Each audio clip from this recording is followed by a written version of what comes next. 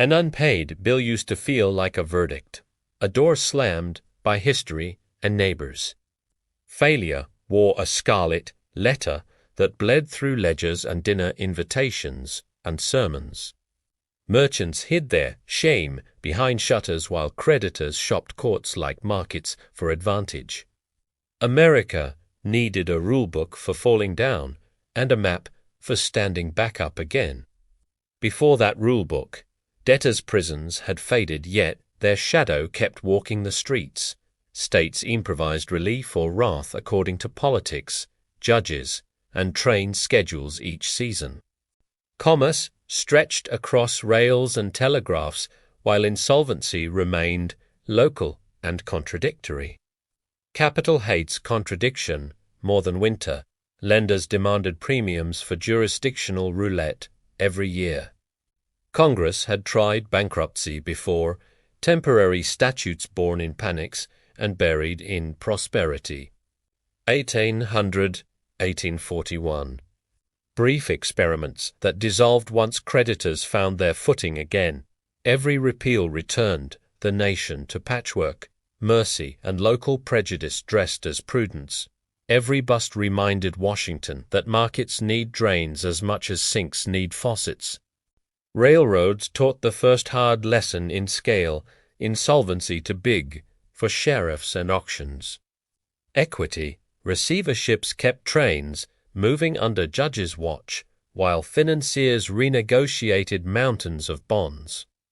The practice saved value but burned time and trust, more theater than statute, more art than rule. America learned reorganization could work, and also learned it should not depend on choreography alone.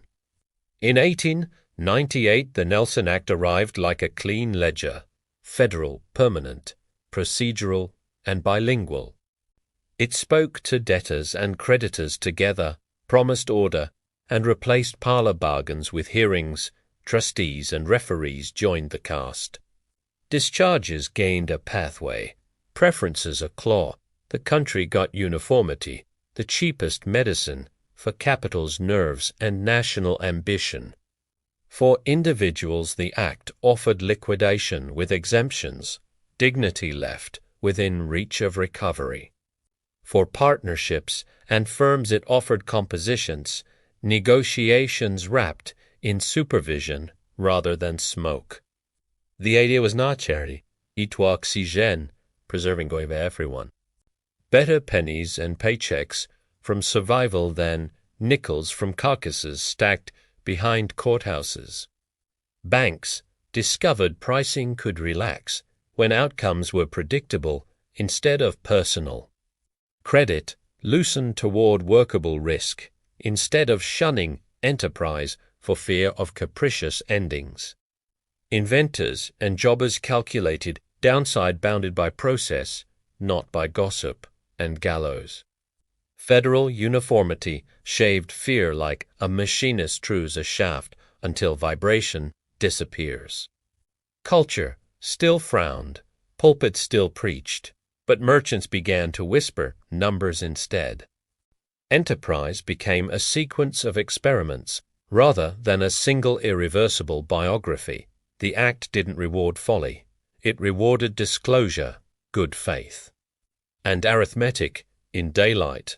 America kept ambition awake by promising that error wouldn't exile a life forever. Courts refined the machine with tools for fairness sharp enough to carve marble cleanly. The preference rule pulled back, sweetheart transfers to cousins, and coaches on the eve of filings. Fraudulent conveyance chased value stuffed into mattresses labeled gifts and memory. Creditors gained committees. Debtors gained supervision. The table got legs that didn't wobble. Bankruptcy's new vocabulary began rubbing against Wall Street's dictionary of claims. Absolute priority took shape. Seniors paid before juniors, order before applause or sentiment. The principle wasn't cruelty, it was gravity. Letting plan, negotiations orbit predictable suns.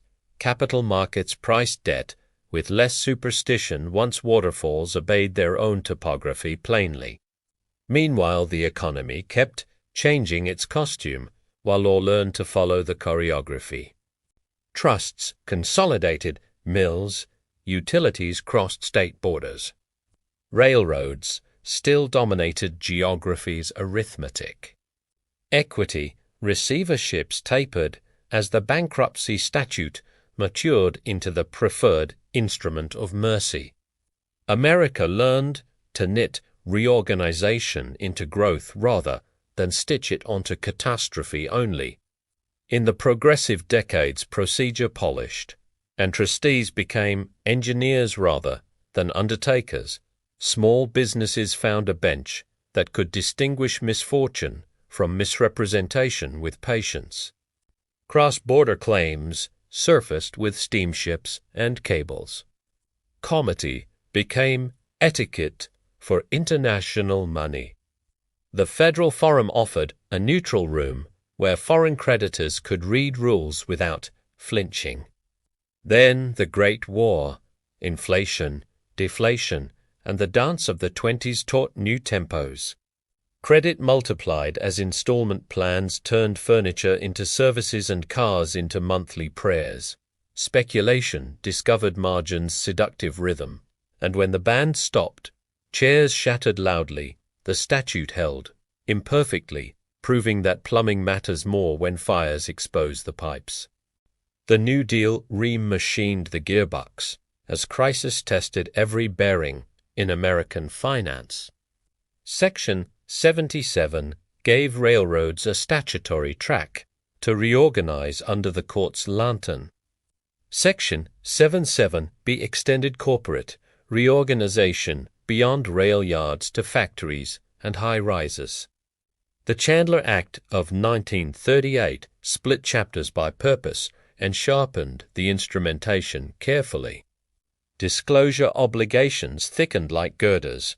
Committees found responsibilities beyond speeches and telegrams.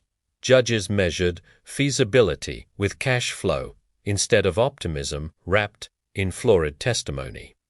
Stockholders learned that hope is not a lien, that new value must mean value new. The reorganization theater replaced velvet drapes with spreadsheets, footnotes, and sworn arithmetic. By mid-century, the economy's silhouette shifted again. Airlines, sketching routes above rails and rivers. Television, selling tastes faster than boxcars could deliver. Conglomerates testing managerial physics.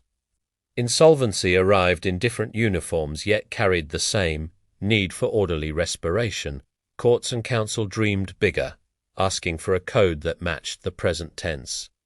Meanwhile, consumers learned their own stanza of the second chance poem in kitchens and kiosks.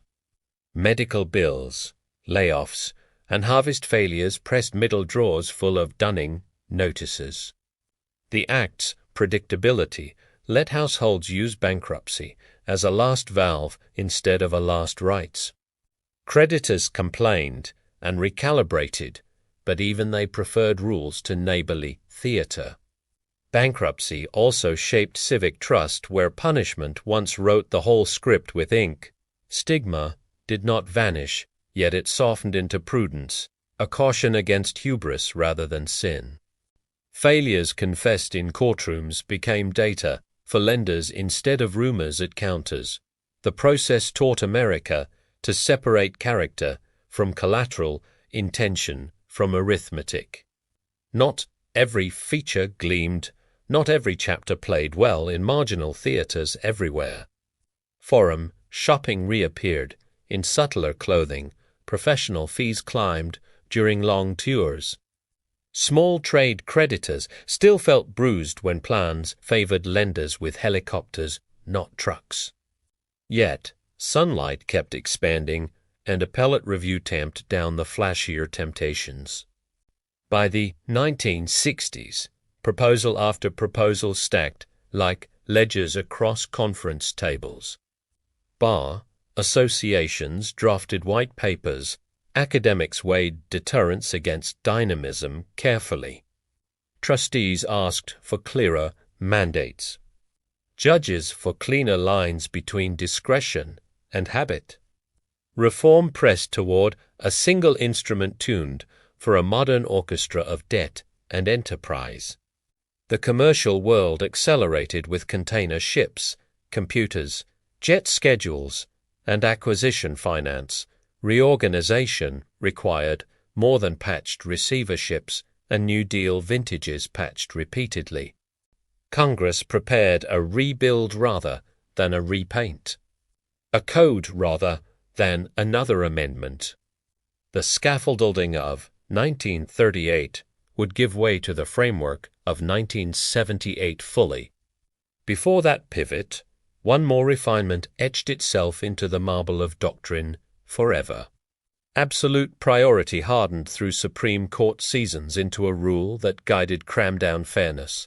Los Angeles Lumber Limited Equity's return unless new value proved real, substantial, necessary. The waterfall settled into gravity's shape, making bargains faster and litigation shorter mostly. By the dawn of the 70s, the country had the courage and the need to re-engineer. Oil shocks, stagflation, and mergers pushed the old gears beyond safe tolerances daily. The bench carried experience. The bar carried proposals. The market carried expectations impatiently, and Congress prepared to deliver a code that would name chapters as verbs you could conjugate. That is where this first half catches its breath, tools arrayed on the bench, railroads tamed into statute. Fairness poured into molds, disclosure taught to speak clearly. Individuals and firms learning that courts can be hospitals instead of morgues for value. The second half brings the code of 1978 and a modern doctrine of speed. 1978 arrived with a new instrument, bright brass where patchwork tin once rattled. Congress wrote les claven 9, 11, 12, 13 pouces sequence. The Gaulois terminus. It was plumbing that worked under stress and speed. If ambition is a pump, bankruptcy became the valve that kept pressure from bursting pipes. Chapter 11's architecture made three promises that mattered more than speeches in boardrooms. First, the automatic stay-in, instant red light stopped collections the moment papers hit the docket. Second, debtor in possession control kept management steering. Supervised by court and creditors, not receivership ghosts. Third, new money earned super priority because capital won't enter a burning building without armor. Day one became choreography. First day motions filed before sunrise, binders warm from the printer. Council asked to pay employees, honor customer programs, and keep utilities from flipping breakers immediately. Cash collateral fights set the price of patience. Adequate protection fees steadied nervous lenders and trucks. Vendors were triage-critical suppliers paid. Ornamental contracts rejected so operations breathed while numbers were fixed. The plan process turned fear into math, ballots, and testimony under cross-examination in open court. Claims were classified, impaired, or left whole. Feasibility was argued with models that could blush. Absolute priority played traffic cop. Seniors cleared first. Juniors waited for consent or new value. If votes divided, cramdown demanded fairness, interest that fit risk, and judges willing to sleep. Then practice found a fast lane the statute allowed, but Wall Street hadn't fully priced. Section 363 sales let companies move assets free and clear, quickly, often before a plan. Kmart sold stores, airlines sold routes. Chrysler and GM birthed Newco at recession speed under scrutiny. Old shells kept the claims. New shells kept the jobs, the belts, and the tax base. Executory contracts were levers assume and cure, or reject and shed under rules that balanced reliance and survival. Troubled years. Franchise webs regnet. Software. Licenses learned to travel or expire. Labour brought chapters 11.13 and 11.14 procedures for modifying union contracts and retiree benefits carefully. Courts demanded good faith, proof of necessity, and a plan that still resembled a company. The caste around the debtor professionalized, gained roles, and learned to dance without crushing toes. U.S. trustees watched fees, policed process, and appointed committees when creditors needed one voice. Ad hoc funds traded claims like instruments. Plan, support agreements, set milestones before the petition. Examiners mapped shadows where smoke suggested stories. Auctions replaced whispers with bids and clocks. Retail taught hard lessons about geography disguised as goodwill on holiday weekends and earnings calls. Leases were assets in booms and anchors in winters. Dark stores killed co-tenancy in malls. Brands survived on licensed deals while landlords painted over names and loaded trucks at midnight. Chapter 11 preserved payrolls long enough to move inventory. Sometimes it preserved nothing but experience. Airlines made the hangar a campus for reinvention. Chapter to chapter, jets re-emerged lighter, punctual. Fuel spikes, shocks, then consolidation united. Delta, American proof that 11 could fix wing loading. Steel and coal lived closer to geology. Newspapers discovered the Internet eats classifieds daily. Enesik led pipelines when Dale Price rewrote feasibility by paragraph. Consumers learned the parallel chapter's grammar when macro met kitchen table and the mouth soured. Chapter 7 discharged with exemptions. Chapter 13 bound wages to plans that promised creditors patience. BAPCPA in 2005 tightened screens, means tests, counseling, paperwork measured like medicine carefully.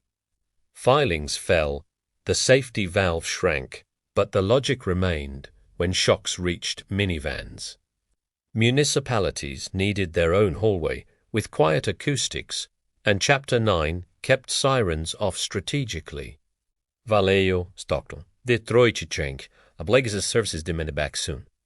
Courts steered pensions and bonds through compromises that saved streets and ambulances with imperfect grace. Federalism kept judges from running cities. Feasibility kept cities from running out of night. Family farms walked a tightrope between weather and debt. Chapter 12 set a safety net. Seasonal cash flows became calendars rather than indictments. Lenders learned patience backed by collateral solemnly. Congress made the temporary permanent. Rural economies kept hands on tractors and kids in schools. The code flexed around livelihoods that don't obey monthly billing cycles or urban calendars easily. Small businesses often drowned in professional fees while profits hid in pockets of habit. Subchapter V2019 cut the paperwork, streamlined plans, and replaced committees with trustees diligently. Owners could keep equity with a fair plan and disposable income for 3 years. Thousands of shops survived bakeries, fabricators, clinics because procedure finally matched their scale and math. Crise très engine. It sputtered, then roared, then learned new gauges and rules quickly. In 2008, DIP lenders grew scarce. Courts blessed roll-ups and milestones that felt like tourniquets. Sales outpaced plans. Speed preserved jobs even as creditors argued about fairness post-closing rationally. In 2020, hearings went remote. The stay reached home offices while supply chains relearned geography. Technology forced new questions the way heavy freight finds weak, rivets on twilight, bridges over time. Crypto estates came with keys, servers, and users' assets and liabilities entangled like headphone cords. Platform bankruptcies laid bare vendor ecosystems who is critical, who is merely convenient now. Courts adapted, wallets were auctioned, data rooms encrypted, customer claims tallied without paper lines. For every success story, there were bruises and uncomfortable truths that reform should address now. Venue, shopping concentrated cases where rules and speed favored debtors and dip lenders habitually. Third-party, releases tried to shield insiders. Appellate, equitable mootness insulated deals from review afterward. Small vendors learned late, sale deadlines shut doors. Professional fees devoured estates like well-trained termites. The answer isn't nostalgia for punishment. It's calibration that keeps trust from evaporating early. Bright-line disclosure for releases, tighter venue standards, and post-sale oversight of promises aggressively. Fund the U.S. trustee program like infrastructure. Justice delayed becomes recovery denied, then unemployment. Train and accredit turnaround leaders. Ethics as a competence, not a seminar badge later. Why protect failure at all, critics ask, when markets could cull the herd efficiently alone, because innovation is statistical. You cannot sort genius from naivete without a safe laboratory thoughtfully, because jobs and vendors ride going concerns. Chaos often destroys more than equity fairly. Because creditors recover more from order than from auctions, and neighborhoods prefer forklifts to padlocks. Bankruptcy is capitalism's conscience in steel, the rebar inside risk that keeps buildings upright together. It doesn't forgive. It measures, bargains, and compels underlight bright enough for hands to show. The automatic stay preserves value we can't see until the phone stops ringing briefly. Priority rules protect lending. Disclosure protects betting. Feasibility protects hope from hallucination plainly. The machine's purpose reaches beyond reorganized balance sheets into civics and everyday metabolism invisibly. It says ambition may proceed because error won't banish you to permanent exile always. It says lenders can price risk because failure won't end in bonfires and sheriffs only. It says communities may keep hospitals, employers, and services through storms, not just headlines afterward. Look back and see the through line from 1898's uniformity to 1978's modern gearbox carefully. Forward through recessions, pandemics, and technologies that forget old maps while requiring old virtues. The code endures because it evolves. Courts endure because they explain. Markets endure because rules exist. The second chance machine runs because citizens keep fuel in its scrutiny, patience, and daylight consistently. So keep tuning rather than tearing. Align speed with fairness. Reserve sunlight for the hardest choices. Prefer prepacks where creditors vote early. Compress dead time that kills enterprise without paying anyone anything. Protect workers and Main Street vendors in first-day budgets. Measure reorganizations by jobs and taxes measurably. Make data public. Let researchers find leaks before they become scandals with expensive headlines next. Stand in the back row of a confirmation hearing and watch mathematics become permission unexpectedly. A judge signs, a company exhales, forklifts beep. Paychecks clear, vendors reload trucks without speeches. Creditors grumble, count, and move on, boards learn. Communities remember who showed up when lights flickered. The law doesn't feel sentimental, but it keeps the doors from locking on a Monday. America's second chance machine began as a statute and became a habit that shapes character. It treats failure as data, misconduct as crime, and resilience as policy with receipts and grades. It allows ambition to tackle problems large enough to warrant risk, then survive the attempt sincerely.